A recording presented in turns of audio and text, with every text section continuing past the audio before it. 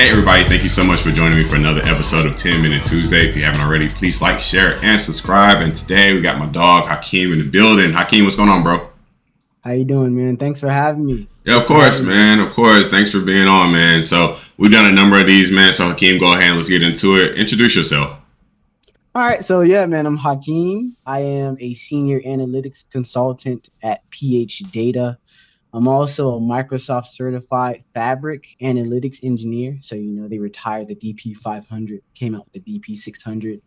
So I went and got that one, which is essentially just the combination of, enterprise analytics along with some data engineering and workspace management.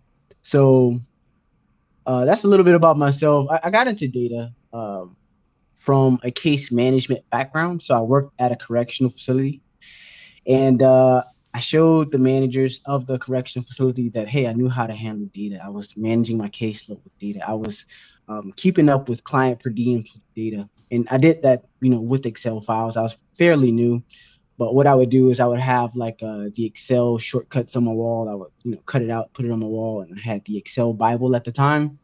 Pretty much studied that, and I became the like go-to person for Excel. Became like a power user, so to speak. And so they promoted me to quality improvement analyst, which was my first like official role within data. And I utilized data to do some pipelining, and then I created the dashboards with Power Yeah. Pivot within Excel. And so yeah, so uh, I mean, once you learn how to do Power Pivot in Excel, you pretty much have a good foundation for Power BI. Yeah. And so that was my next step. Went into supply chain analytics, where most of my background is within financial analytics, financial statement modeling with Power BI, and optimizing pricing for supply chain whatnot, and pretty much doing operational like sales dashboard, the typical dashboard you Yeah. would have to help the business make decisions. But yeah, that was how I got into data. That's awesome, man. That's awesome. So, question for you, going a little bit off script, but thinking about like your experience where you started with, we'll call it workforce management, but the type of data that you were getting to move into supply chain and sales and stuff. What was that learning curve like for you to kind of understand the business or the back end stuff to be able to create these dashboards, understand what was going on? So I worked as a residential supervisor first. And so basically that you can think of that as a correctional officer, but without the guns and stuff like that. Because I worked at a halfway house. Gotcha. And I did that for about 2 years. And so I already knew like what it took to run a facility, because you essentially have to run it because there aren't any managers on the shifts. Like I became a shift lead, and so I knew like how to operate it, who to call for food, if things happen, somebody overdosed, I knew how to manage those. So pretty much anything that could happen at the facility, I knew how to manage it before the administrator needed to even come. And so having that kind of foundational knowledge made me a great case manager, and then becoming a case manager gave me like a wider view of how to set a client up for success as they transition out of the halfway house. And that means making sure they have proper housing, making sure they have access to the proper community resources for transportation and food stamps or whatnot, making sure they have the right kind of jobs, and also teaching them the right skill set. So having that experience along with the residential supervisor experience made the transition pretty easy. And so I already knew what went into a successful facility management. And so I already had the domain knowledge. Nice. So the hardest part was learning the tech. Yeah. And getting that information out there. That's really cool. That's really fascinating. So like I've always worked with, well, not always, but I work with people in different industries and stuff. So you're the first one that is coming from that angle or has worked with that type of experience and that exposure. So it's really cool from my perspective to hear that journey. Thanks, man. I appreciate that. Yeah, yeah, yeah. All right. So thinking about your career, we have a concept called failing forward, right? No one really fails. You learn from everything that you pick up. What would you think is your biggest failure in your career, and what you really learn from the experience? Okay, so I would say overall, my biggest failure, like in general, would be not making it to the NFL, and not making it on the Team USA's track team. But what it taught me was that you had to embrace change and embrace failure. And that principle remained when I got into data, and I had a presentation that I had to do for some executives. And what I thought preparation was, for an executive level presentation wasn't, it was nowhere near the level of preparation I had to do to be successful there. And it was something that I had to say, okay, well, take their feedback, understand what went wrong, jot it down, and make the necessary like changes, and also practice more.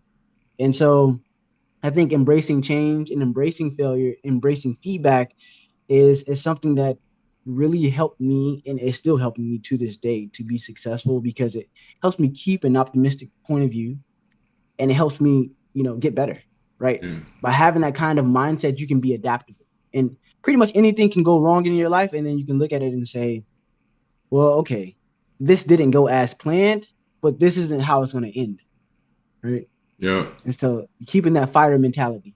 I love that. I love that. And I think a number of us, like I've done a number of these episodes, and a lot of us remember that first presentation or that first demo or that something and that feeling. You never want to feel that again. Yeah. Like I'm sure you do a number of demos and client calls and pre-sales, everything, right? So it's like second nature, but it's like that feeling of, like I didn't hit the mark like I thought I would. You never want to feel that. All right, so thinking about the journey as well, right? So now you're a senior analyst consultant, phData, a lot of great people over there too, like super, super awesome people there. But the potential audience, some of the audience for this, people who are just starting out in their career or trying to get into data to begin with. So, what is one piece of advice you give someone who's just starting out in their career? I think I have advice that will help out pretty much everybody looking at breaking, and it's fundamental. It's pretty simple. It's just going balls to the wall every day. I mean, if you're trying to break into data, right? Like there is really only a few things you actually need to do, but you just have to do it consistently. Number one is read books on business analysis, right? If you're trying to be a data analyst, that's probably the easiest way, the easiest entry point into data is to start off as an analyst, right? And then you can then get promoted into data engineering or data science or whatnot. I think one thing for me coming in, like I thought like you can just go straight into data science, go straight into data engineering. That's not the case, right? Like you probably going to be a data analyst first. That's probably the most likely position. So just read books on business analysis, then create dashboards back to back. I mean, you have to just be like a madman, like really, like because it's all about the reps. Go on Dribble, like go create a Figma account, literally just recreate what you see on Dribble, and then take that framework, like the layout, and then like analyze some data, and then use the layout for a new dashboard, and just do that back to back to back, like just every day. Every time you finish one, go to the next. Finish one, go to the next. And then the next one is network.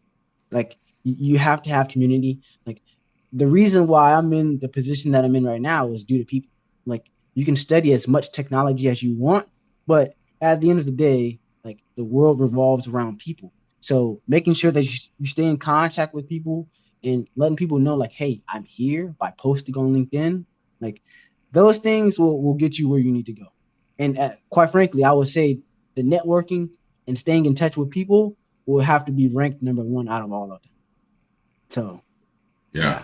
yeah. That's great advice, man. That's super great advice. Like all the skills that you talk about, like, because you could talk to people all day, but if you don't got the reps or you haven't put in the work to understand the product or the tool where you're trying to go, you're just having conversations. So you gotta have the craft. The craft has to be there, but the networking piece is huge in order to Right. grow and evolve for sure. Right. Yeah. Like my first year, like learning Power BI, I developed 50 dashboards. Now, most of them, like I would say the first half was trash because I didn't even understand like UI, UX design or whatnot. Right. And then I didn't understand data modeling that much. I didn't understand how to do proper DAX calculations, but I got the reps in, Yep. right? So, and you'll see it like the best like Tableau developers, you go to their profile on Tableau Public, and they have like hundreds of dashboards. Mm-hmm. You just got to Yeah. get it in. Yeah, you got to exactly. You got to get it in, and then I'm glad you said that because a lot of people, like especially on LinkedIn, right? You see people who post all this creative stuff and everything. Like I challenge anybody listening to go to their creators, go to those people, and go to their very first public like dashboard that they posted and see where their journey has been from start to where they're at now. Like Right. it's a journey for everybody, man. That's so Yeah. cool. That's so Yeah. awesome. All right, Yeah. Hakeem, tell me about the most influential people in your life and how they made an impact on you.